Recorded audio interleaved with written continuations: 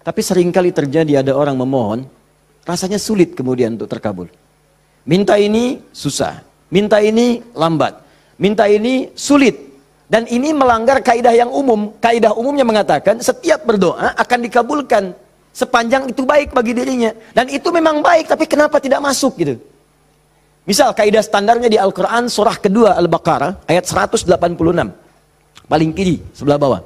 Wa idza sa'alaka 'ibadi 'anni fa inni qarib ujibu da'watad da'i idza da'an falyastajibu li wal yu'minu bi la'allahum yarshudun. Kata Allah, Muhammad sallallahu alaihi wasallam, sampaikan kepada umatmu, jika kalian nanti ingin mencari Allah, kamu ditanya ada yang ingin mencariku, mencari Allah, katakan padanya, enggak usah dicari, saya dekat. Itu memberi harapan. Saya sering sampaikan makna kalimat ini. Anda tanya panitia, mana ustadznya? Dijawab, ustadznya belum ada berita. Dengan yang kedua, jangan khawatir Pak, sudah dekat. Mana yang paling menenangkan? Sudah dekat. Sudah dekat. Nah, ketika ada yang bertanya pada Muhammad, saya ingin mendekat kepada Allah. Jawab, tidak usah repot, Allah dekat. Silahkan kau mendekat kepada Allah, dan Allah akan dekat dengan kita, silahkan. Psikologis memberikan harapan. Dan umumnya orang yang mendekat kepada Allah, umumnya itu punya dua kepentingan. Kalau bukan bertobat dari maksiat, yang kedua punya permohonan ingin disampaikan. Makanya sebelum diungkapkan itu dijawab oleh Allah. Saya tahu paling hambaku kalau mau datang mau minta. Silakan cek. Besok mau ujian, malam tahajud. Padahal kemarin enggak. Ya. Besok lamar pekerjaan, malamnya istighfar. Kemarin kemana aja John? Ya. Selalu seperti itu, minta, kata Allah. Lihat kalimatnya, ujibu da'watad da'i idza da'an. Kapanpun hambaku minta, aku akan kabulkan. Jadi rumus doa itu kalau diminta dikabulkan. Jadi nggak ada doa yang tidak dijawab sepanjang yang diminta itu baik. Sepanjang yang diminta itu maslahat. 3 sifat jawabannya. Diberikan seketika, jadi begitu dia meminta seketika dikabulkan. Kalau dia membutuhkannya. Allahumma ya Rabb, Allahumma ya Rabb, Allahumma ya Rabb. Saya ingin berdakwah ya Allah dengan teknologi. Saya ingin niatkan ya Allah masuk ke ITB supaya dengan ilmu itu saya bisa mengembangkan teknologi untuk mendekatkan orang kepadamu. Minta dia malamnya, luluskan saya ya Allah. Besoknya keluar lulus. Kalau benar maslahatnya. Ada yang kedua. Ditunda itu sampai dia sanggup untuk menerimanya sebagai amanah kehidupannya. Tidak seketika dijawab, tapi nanti ketika dia sanggup baru diberikan. Karena kalau Allah berikan dalam hal tidak sanggup, tidak adil Allah. Karena Allah tidak memberikan ujian pada yang tidak sanggup. La yukallifullahu nafsan illa usaha. Jadi sekali lagi sering saya katakan, kalau Anda sedang diuji, jangan mengeluh. Karena Anda pun dipercaya oleh Allah. Allah yakin dengan Anda, kenapa Anda ragu? Jadi kalau Anda sekarang punya musibah, punya ujian, entah di rumah tangga ujiannya berat, entah di kantor misalnya ujiannya berat, entah dalam kehidupan, semuanya, semua orang tidak ada yang tidak punya ujian, semua diuji. Wala nabluwannakum bisyai, kata Allah, Quran surah kedua ayat 155. Semua yang hidup punya ujian. Dan sifat ujian itu tidak akan diberikan pada yang tidak sanggup. La yukallifullahu nafsan illa wus'aha. Kalau kamu nggak sanggup, saya nggak akan berikan, kata Allah. Jadi kalau ibu sedang punya ujian di rumah tangga, jangan mengeluh, Bu, seberat apapun, karena ibu itu sanggup. Allah percaya pada ibu, kenapa ibu nggak yakin? Antum punya ujian di kantor, berat rasanya Ustadz, betul memang berat, tapi Anda yang sanggup. Kalau ujian itu diberikan pada Adi Hidayat nggak sanggup. Anda hebat, kata Allah, kenapa Anda mengeluh?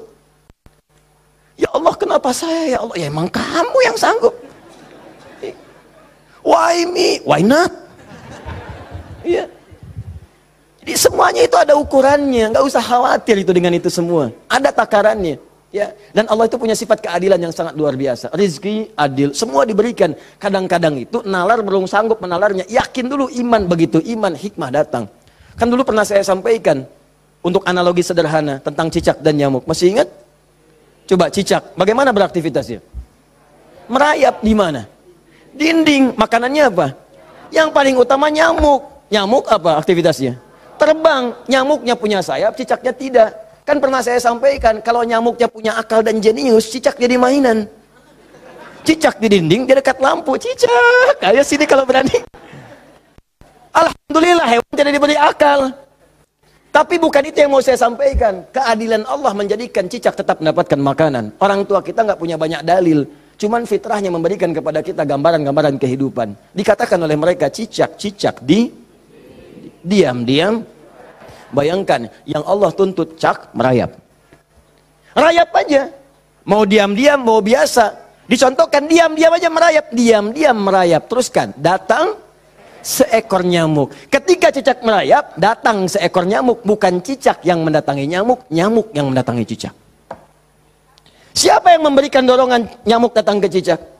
Allah. Jadi kalau dia mengerjakan ikhtiar dari Allah, maka datanglah hasilnya. Cicak, kamu merayap aja. Begitu merayap, datang seekor nyamuk. Selanjutnya, silahkan. Ya. Tangkap, selesai. Itu poin yang pertama. Jadi saya ingin berikan gambaran dalam kehidupan, ada unsur keadilan yang diberikan oleh Allah Subhanahu wa Ta'ala. Jadi yang pertama tadi langsung diberikan, yang kedua ditunda dia saat sanggup menerimanya. Kalau nggak sanggup, nggak akan dikasih.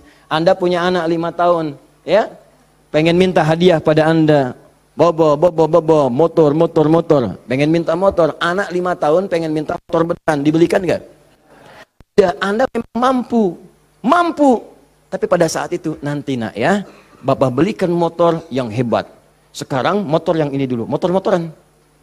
Setelah itu, dia siap 2 tahun, 3 tahun, 4 tahun, 10 tahun ke depan, diberikanlah motor itu. Apa karena Anda tak mampu memberi? Tidak, karena dia belum siap.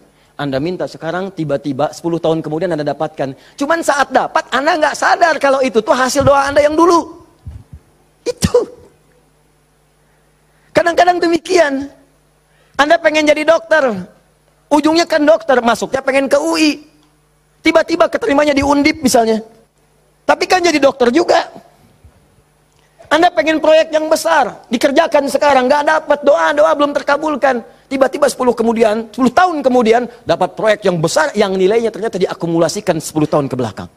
Itu doa Anda. Kalau pengen bukti lebih dalam, betapa banyak orang tua yang berdoa sejak anaknya masih dalam kandungan. Pengen ini, pengen itu, dikabulkan setelah anaknya 20 tahun dia keluar dari kandungannya. Itu kan hasilnya. Makanya ketika anak sukses, kata Al-Quran surah ke-46 ayat ke-15, ada isyarat di sana. Kalau Anda sukses, jangan menilai dulu kesuksesan itu adalah hak Anda, kewajiban Anda, atau atas jasa Anda. Barangkali Anda cuma 30%, 70%-nya ibu yang dulu pernah menangis di keheningan malam. Ya Allah, jadikan anak saya seorang insinyur, ya Allah. Ya Allah, jadikan anak saya, ya Allah, orang yang soleh. Ya Allah, jadikan anak saya si fulan. Bapak Anda yang dulu cuma makan singkong, datangnya ke sawah, kemudian kerjakan segala rupa, ya Allah. Jadikan anak saya lebih hebat dibandingkan saya. Puluhan tahun yang lalu mereka bermohon kepada Allah, doanya terkabul ke puluhan tahun kemudian. Makanya ketika Anda berhasil, kata Al-Quran, jangan dulu merasa bangga, karena boleh jadi jasa terbesarnya jasa orang tua dulu. Makanya Ismail, perhatikan baik-baik. Ismail yang mendapatkan air zam-zamnya. Lihat. Bergerak kakinya, gerak, keluar. Tapi Anda jangan lupa, ketika Ismail kehausan, ibunya mencari air. Disimpan Ismail, dia bergerak tangan kakinya. Karena kalau anak itu sudah mulai haus baik, pasti tangan kaki itu bergerak. Tapi air nggak keluar. Kapan air keluar? Setelah Sayyidah Hajar bolak-balik. Safa Marwah, bermohon kepada Allah. Positif, berdoa, minta. Ketika kemudian bagian yang terakhir ketujuh itu berada kemudian di Marwah, tiba-tiba mendengar satu percikan air keluar.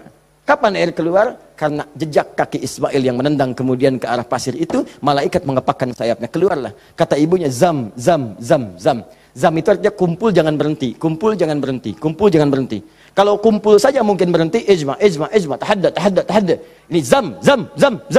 Kumpul jangan berhenti. Kumpul jangan berhenti. Sampai sekarang air itu selalu berkumpul, tidak pernah berhenti. Dikenallah dengan air zam-zam. Orang kebanyakan cuma minum zam-zamnya, tapi tidak pernah mendalami kisahnya. Di situ ada bakti orang tua, di situ ada sayang kepada ibu, di situ ada cinta kepada orang tua, dan sangat luar biasa.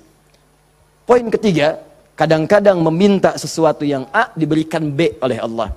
Karena boleh jadi, maaf, yang dimintakan itu tidak ada maslahat untuk kita. Dalilnya Quran surah kedua ayat 216, paling kiri sebelah atas.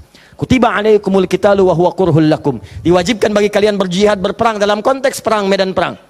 Tapi ada juga konteks umum dengan rumus tafsir, al-ibratu bi umumil lafzi la bi khususis sababi.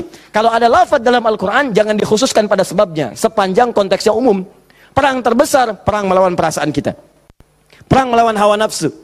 Perang melawan negative thinking. Kadang-kadang negatif kepada Allah. Kenapa saya ya Allah? Kenapa ini nggak berakhir ya Allah? Kata Allah, hei, asa an takrahu syai'an fahuwa khairul lakum. Boleh jadi kamu nggak suka, tapi ini yang terbaik buat kamu. Kamu kan nggak tahu kapan wafat. Bukankah kalau saya belum kabulkan, kamu rajin tahajud? Kamu rajin puasa? Kamu rajin baca Al-Quran? Kamu kemana aja selama ini? Mau wafat, masih sibuk dunia. Saya pengen yang terbaik untukmu sampai pulang ke akhirat. Dipaksa untuk mendapatkan itu. Kadang-kadang kamu pengen yang ini dunia, ini nggak bagus. Kamu pengen direktur, kamu maksiat banyak nanti di sana. Cukup level manajer saja. Wa asa an tuhibbu syai'an fa huwa syarrul lakum. Kadang-kadang yang ideal yang dipengenkan itu nggak bagus kata Allah. Kenapa? Wallahu ya'lamu wa antum la ta'lamun. Karena Allah tahu masa depan engkau tidak. Anda punya anak 5 tahun sakit, dia kata dokter jangan makan apel. Jeruk boleh nggak dok? Boleh. Maka anak itu merengek, mama, pengen apel.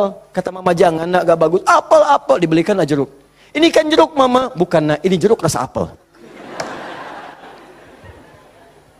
Paham?